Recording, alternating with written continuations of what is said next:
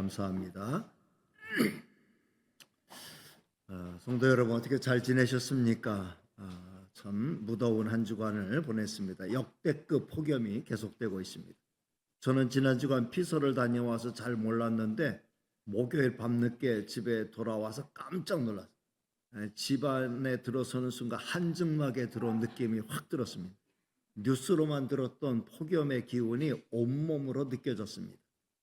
서둘러 에어컨을 돌리니 얼마 지나지 않아서 견딜만하게 되었습니다. 이제 우리나라는 동남아의 어느 나라보다 더운 나라가 되었습니다. 그런데 이것은 우리나라만의 문제가 아니라 유럽의 많은 나라가 겪고 있는 지구촌 공통의 문제입니다. 지구촌 전체가 펄펄 끓고 있다고 말해도 과언이 아닙니다. 극심한 폭염으로 인해 온열 환자가 급증하고 있고 이것으로 인해 목숨을 잃는 분들도 덩달아 급증하고 있습니다.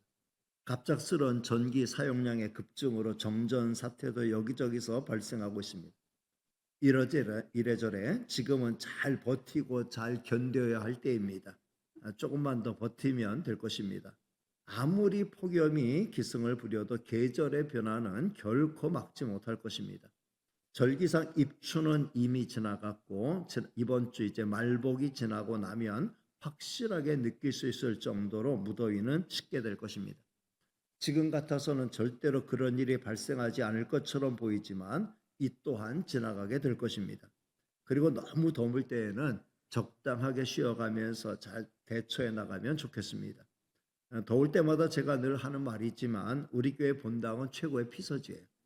바깥이 펄펄 끓고 있다고 느껴질수록 본당은 상대적으로 시원한 피서지가 됩니다.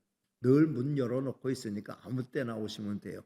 에어컨 틀어놓지 않아도 충분히 시원한 느낌을 받을 수 있습니다.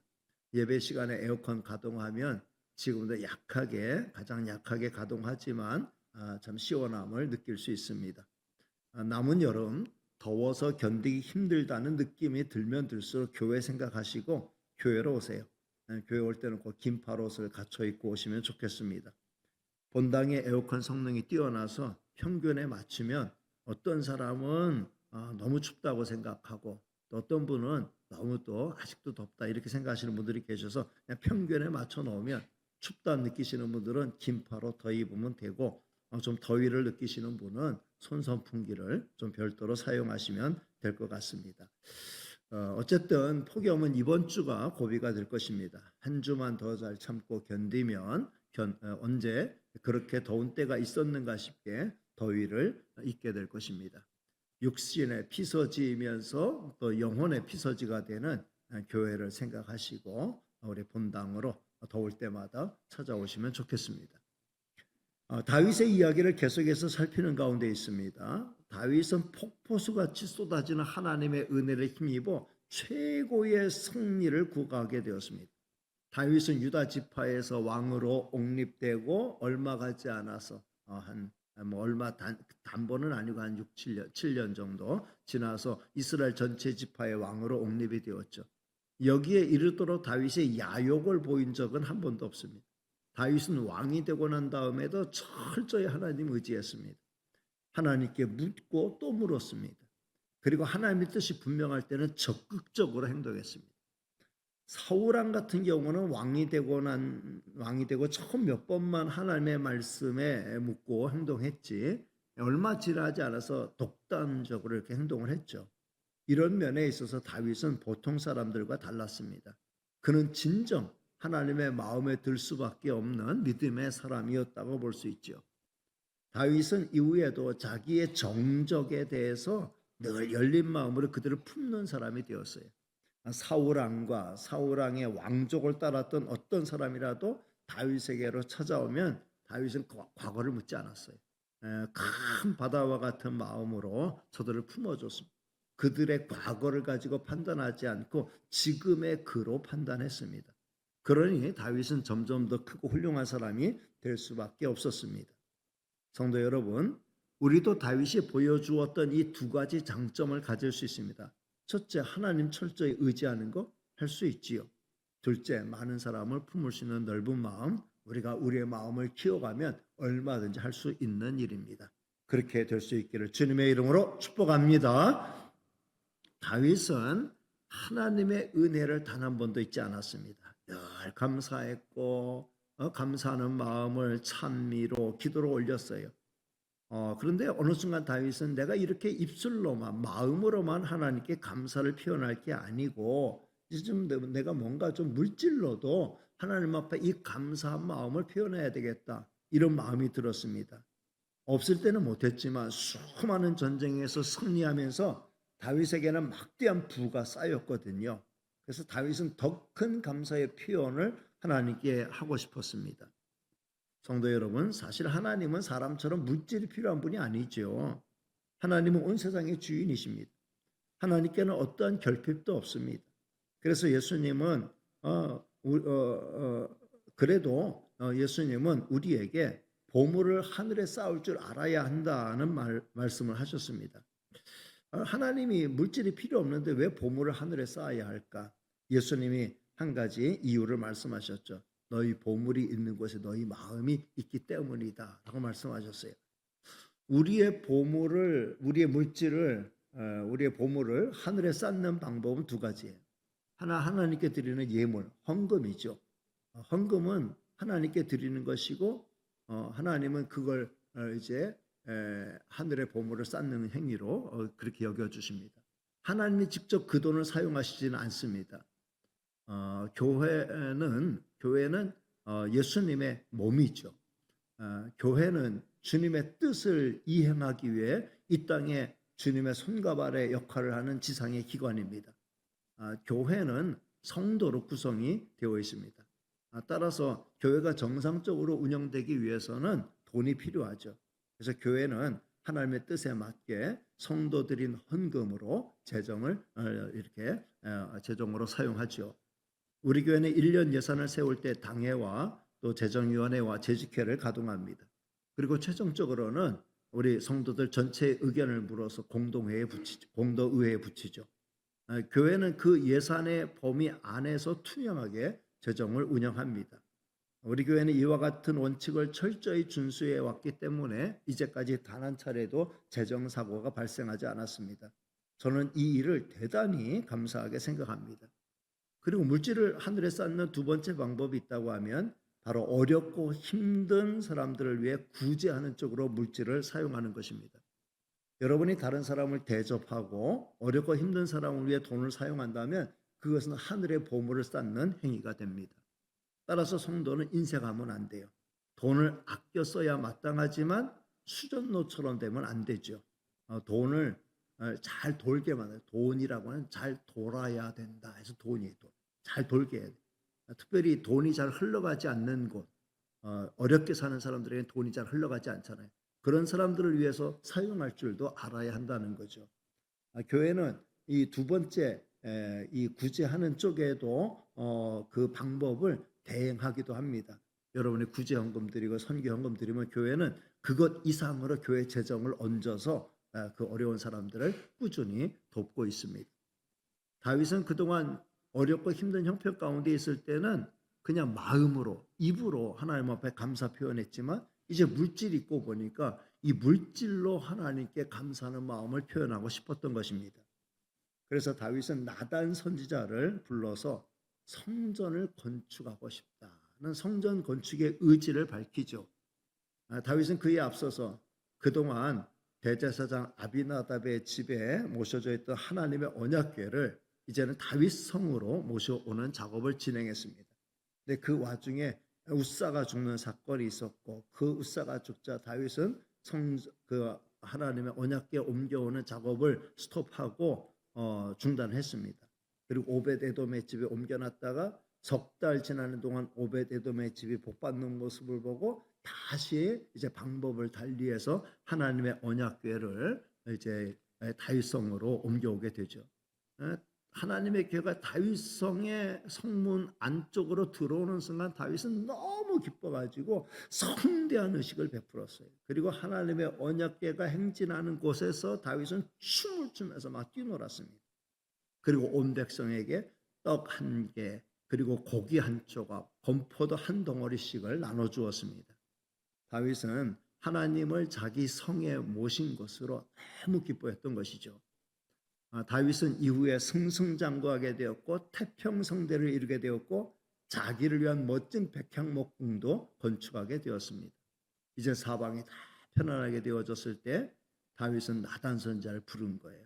내가 받은 은혜가 너무 큰데 하나님 앞에 내가 정말 받은 은혜를 이걸 어떻게 표현하면 좋겠나. 내 마음에 소원이 하나 있다. 사무엘하 7장 2절 말씀을 띄워드리겠습니다. 자, 같이 읽습니다. 시작. 왕이 선지자 나단에게 이르되 볼지어다 나는 백향목궁에 살거늘 하나님의 궤는 휘장 가운데에 있도다.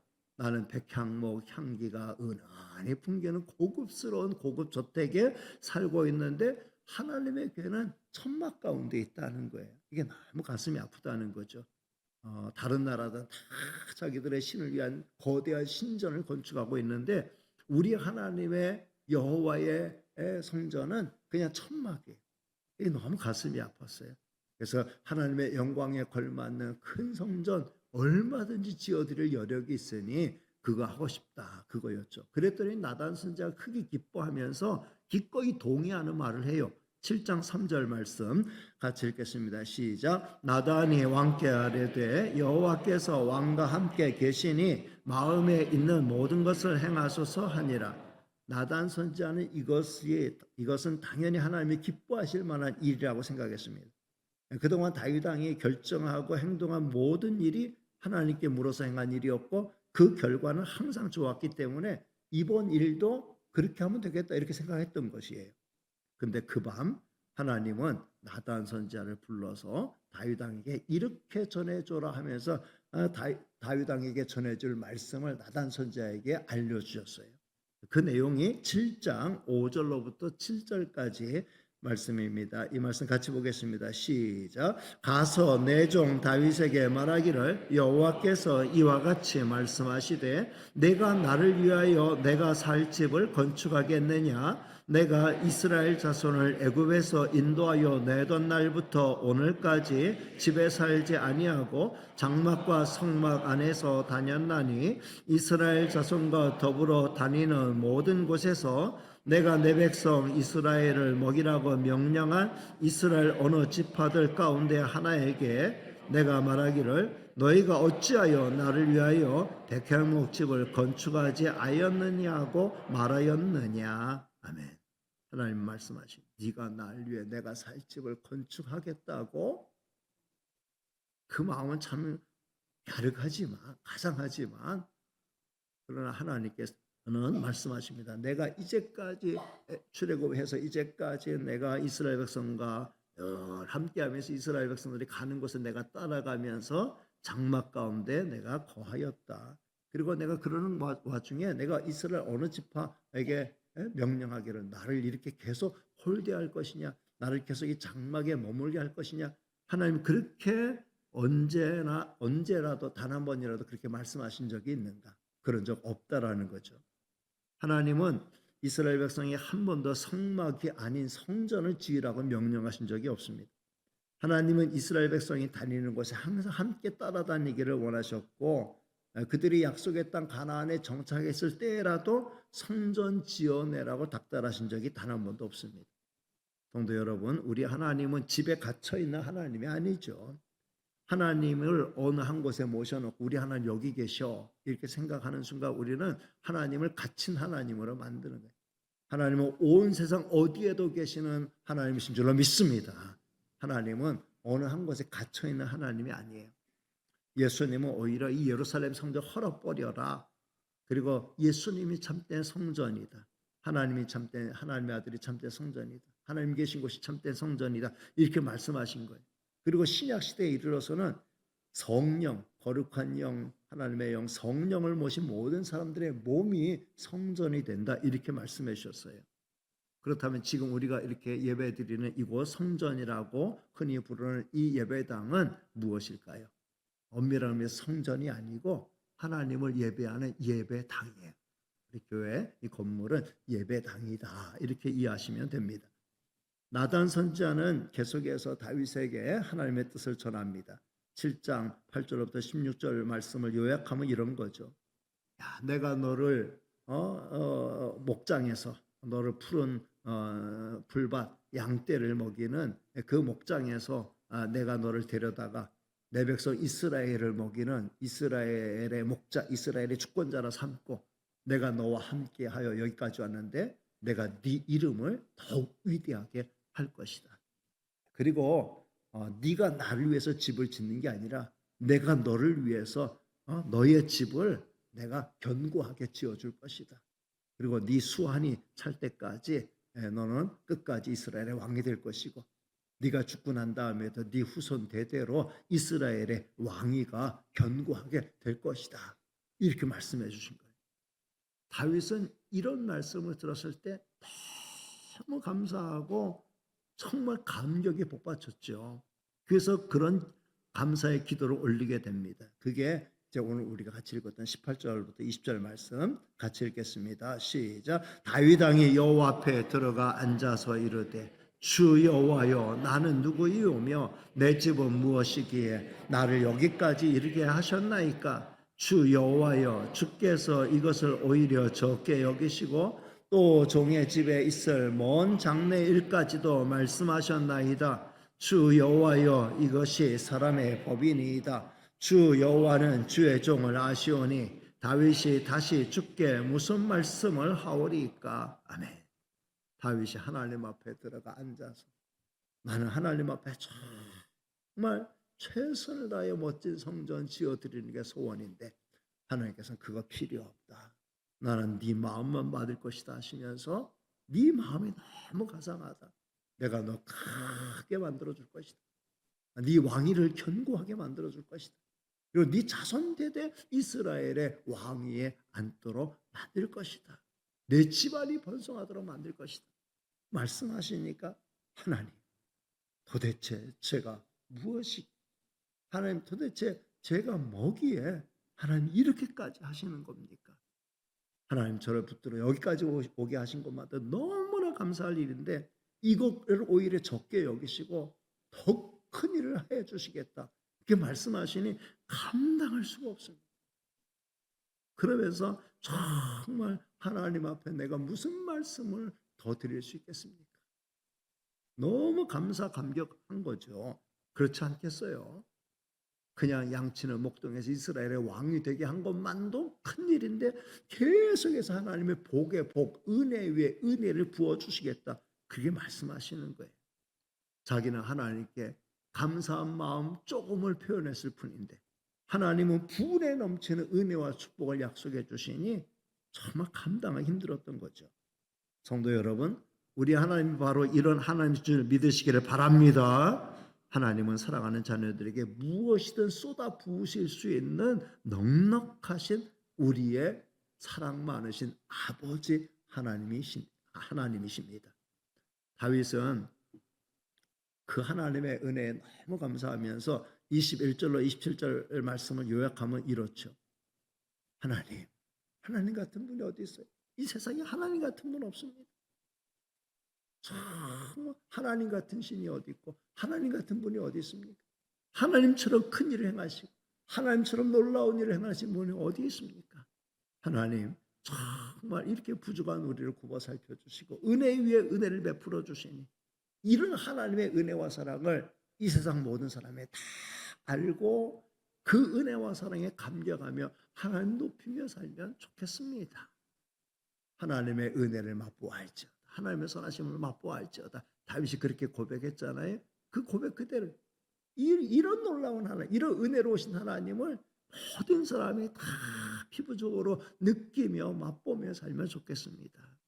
그런 고백을 드리고 마지막 기도가 28절로 29절 말씀이에요. 오늘 다윗의 기도의 하이라이트 28절 29절 말씀 같이 읽은 말씀이지만 다시 한번 읽겠습니다. 내 기도다 생각하고 한번 읽으시기 바랍니다. 시작. 주 여호와여 오직 주는 하나님이시며 주의 말씀들이 참되시니이다. 주께서 이 좋은 것을 주의 종에게 말씀하셨사오니 이제 청하건대 종의 집에 복을 주사 주 앞에 영원히 있게 하옵소서. 주 여호와께서 말씀하셨사오니 주의 종의 집이 영원히 복을 받게 하옵소서 하니라. 아멘. 이 다윗의 기도는 정말 귀한 기도가 아닐 수 없어요. 종의 집에 복을 주사 주 앞에 영원히 있게 하여 주옵소서. 정말 복 중에 복이 뭐냐? 주 앞에 영원히 있는 거. 내가 주 앞에 영원히 있는 거. 하나님이 영원히 내 앞에 계시고 내가 영원히 하나님 앞에 있는 거. 이게 정말 가장 큰 복인 줄로 믿습니다. 종의 집에 이런 복을 주옵소서. 나만 이런 복을 누리는 게 아니라 내 자녀들, 내 자손들이 더불어서 이런 복을 누리게 하여 주옵소서. 이렇게 기도한 거예요. 그리고 주의 종의 집이 영원히 복을 받게 하옵소서. 하나님 앞에서 종의 집이 영원히 복을 받게 하여 주옵소서. 참 이런 중심으로 하나님 앞에 나가는 이런 다윗을 하나님이 어떻게 마음에 들어하지 않으실 수 있겠어요? 정말 나를 향한 네 마음이 진실하다는 걸 내가 100번이고 1000번이고 알 수 있다. 하나님이 그렇게 말씀하시는 거예요. 그 약속의 말씀 너무 좋아서 종의 집이 영원히 복을 받게 하여 주옵소서. 제가 이전에 우리 교회 개척에서 초창기에 우리 성도들의 가정에 신방할 때에 그때는 뭐 화분도 드렸지만 또 액자가 필요한 분들은 성구가 있는 이 액자를 선물로 드리기도 했는데 그 문구 가운데 하나가 축복의 문구 가운데 하나가 이거예요. 주의 종의 집이 영원히 복을 받게 하옵소서. 주의 종의 집이 영원히 복을 받게 하옵소서. 이 문구를 다 이렇게 걸어 놓으면 얼마나 좋은지 몰라요. 한번 따라해 볼까요? 주의 종의 집이 영원히 복을 받게 하옵소서. 한 번 더 우리 간절한 마음을 담아서 주의 종의 집이 영원히 복을 받게 하옵소서. 다윗은 계속해서 하나님, 저는 주의 종입니다. 저는 하나님 앞에 종입니다. 이 종이 정말 하나님의 이런 축복의 약속을 받았으니 영원히 복을 받게 하옵소서. 이렇게 기도했던 거예요. 저는 이런 축복이 여러분의 가정에 풍성하게 임하기를 주님의 이름으로 축복합니다. 오늘 이제 말씀을 맺겠습니다. 저는 오늘 말씀을 통해 다음 세 가지를 마음에 담기를 원합니다. 첫째, 우리는 하나님께 우리의 마음을 드려야 합니다. 따라합니다. 우리는 하나님께 우리의 마음을 드려야 합니다. 여러분, 하나님 우리 마음 중심 보신다 했잖아요. 우리 마음으로 우리 하나님 앞에 예배를 드려야 돼요. 우리의 마음을 하나님께 드리는 가장 좋은 방법은 우리의 예배거든요. 개인 경건의 시간, 공동체 예배 시간에 하나님께 집중하여 하나님께 드리는 예배, 하나님 앞에 올려드리는 바른 예배가 될 수 있도록 예배에 성공하는 성도가 되시길 바랍니다. 찬송가 한 절 한 절이 나의 고백이 되게 하시고 드리는 기도가 나의 마음을 담은 마음을 다한 정성의 기도가 되고, 그리고 들려주는 하나님의 말씀을 내게 주시는 말씀으로 받으시기를 바랍니다. 절대로 예배 시간에 늦지 마시고 다른 누구보다 내가 한 사람의 바른 예배자가 되기를 힘쓸 때, 우리 한 사람 한 사람이 다 내가 하나님 앞에 바른 예배자가 되기를 힘쓸 때 우리 모두의 예배는 정말 하나님이 받으시는 아름다운 예배가 될 수 있습니다. 동시에 믿음의 형제자매, 옆에 있는 믿음의 형제자매에 대한 배려를 잊지 마시기를 바랍니다. 하나님은 나만 부른 건 아니죠. 내 옆에 나와 함께 예배드리는 믿음의 형제자매를 같이 불러주셨어요. 내가 소중한 것만큼 옆에 앉아있는 분들도 소중한 분들이라는 생각을 가지고 같이 예배드리시기 바랍니다. 같이 배려하고 자리가 불편하면 조금 양보해주고 또 같이 편안하게 예배드릴 수 있도록, 그렇게 좋은 분에서 예배드릴 수 있도록 서로 배려하고 도와줘야 돼요. 될 수 있는 대로 앞자리부터 그리고 가운데 자리부터 잘 앉아서, 그래서 예배 분위기가 좋을 수 있도록 이렇게 만들어가는 것, 이것도 우리가 우리의 예배를 질적으로 좋게 만들어가는 아주 좋은 방법입니다. 두 번째는 우리는 하나님께 우리의 마음과 함께 마음을 담은 물질을 드려야 합니다. 따라합니다. 우리는 하나님께 우리의 마음과 함께 마음을 담은 물질을 드려야 합니다. 아까도 말씀드렸듯이 우리 하나님은 물질이 필요한 분이 아니시죠. 물질은 하나님을 사랑하는 우리의 마음의 표현이에요. 성도 여러분, 교회를 위해 어려운 이웃을 위해 우리의 물질을 나누는 행위는 하늘의 보화를 쌓는 행위가 된다. 하나님이 기뻐하시는 행위가 된다고 말씀을 드렸어요. 우리가 가진 모든 것들이 다 위로부터 하나님 아버지께로부터 내려온 하나님의 선물임을 알 때 우리는 하나님께 인색할 이유가 전혀 없습니다. 조금이라도 더 드릴 수 있음에 대하여 감사하면서 기쁨으로 물질을 드리는 그런 성도들이 되시기를 바랍니다. 저는 우리 교회는 이런 면에 있어서 정말 훌륭한 교회라고 생각이 돼요. 제가 전혀 헌금에 대해 크게 강조하지 않아도 우리 성도님들이 기쁨과 감사함으로 잘 동참하고 계셔요. 올해부터는 우리가 헌금함을 사용하는데 어떤 교회는 헌금함을 사용하고부터 헌금이 좀 줄어들었다. 우리 교회는 전혀 그렇지 않아요. 1도 줄지 않았어요. 그래서 저는 참 오히려 11조나 감사예물이 더 는 것 같아. 그래가지고 우리 교회 성도님들 참 성숙하다. 그런 부분에 대해 존경과 감사의 말씀을 드리고 싶습니다. 마지막 세 번째, 우리의 진실한 마음이 하나님께 드러날 때 하나님은 더 큰 복을 우리에게 내려주십니다. 사랑합니다. 우리의 진실한 마음이 하나님께 드러날 때 하나님은 더 큰 복을 우리에게 내려주십니다. 하나님은 성전 건축을 향한 다윗의 마음만 받으셨어요. 그 결과물을 받은 게 아니에요. 성전을 건축해서 봉헌해 드리는 그 건축물을 받은 게 아니고 그렇게 해드리고 싶다고 하는 다윗의 마음만 받으신 거예요. 그럼에도 불구하고 하늘의 문을 활짝 열으시고 하나님 복을 쏟아부어 주신 거죠. 그 축복은 다윗 당대에만 그치는 것이 아니라 그 후손 대대에 미치는 복으로 이어졌습니다. 성도 여러분, 우리가 하나님을 감동케 하면 하나님은 하늘의 문을 여시는 거예요. 그건 하나님의 진노를 격발할 때도 마찬가지예요.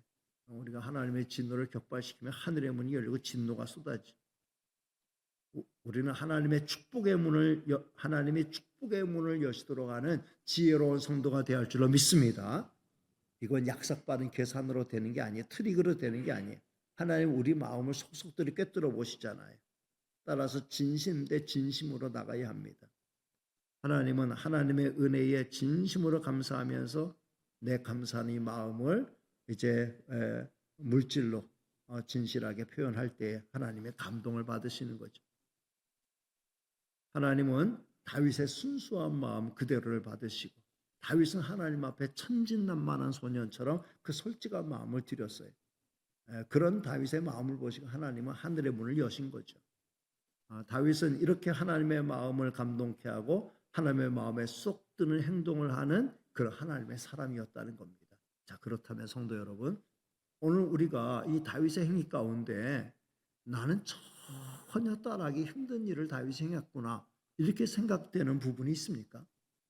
다윗은 정말 이렇게 할 수 있었지만 난 죽었다 깨나도 그렇게 못해 라고 여러분이 판단되시는 허들이 있습니까? 사실은 없어요. 다윗이 행한 일 가운데 우리가 감히 따라할 수 없는 엄청난 일은 하나도 없습니다. 하나님은 다윗의 결과물을 보신 게 아니라 그 마음, 그 중심을 보신 것이거든요. 오늘 저와 여러분이 다윗의 마음과 같이 하나님을 진심으로 사랑하고 하나님의 은혜에 깊이 감사하면서 하나님 앞에 내가 나를 드리는 삶을 내 모든 걸 하나님을 위해서 하나님의 영광 위해서 내가 드리는 삶을 살겠습니다. 이 마음으로 올곧게 나간다고 하면은 하나님께서는 하늘문 여시고 저와 여러분의 모든 필요를 아시기 때문에 넘치게 채우실 뿐만 아니라 우리의 소원으로 하나님의 영광 드러낼 수 있도록 우리를 사용하여 주시는 줄로 믿습니다. 다윗처럼 하나님의 마음에 드는 성도가 되어 하나님이 주신 큰 복 받아 누리고 그것으로 또 하나님께 영광 올려드리는 저와 여러분이 다 되시기를 주님의 이름으로 축복합니다. 찬송하고 기도하겠습니다. 찬송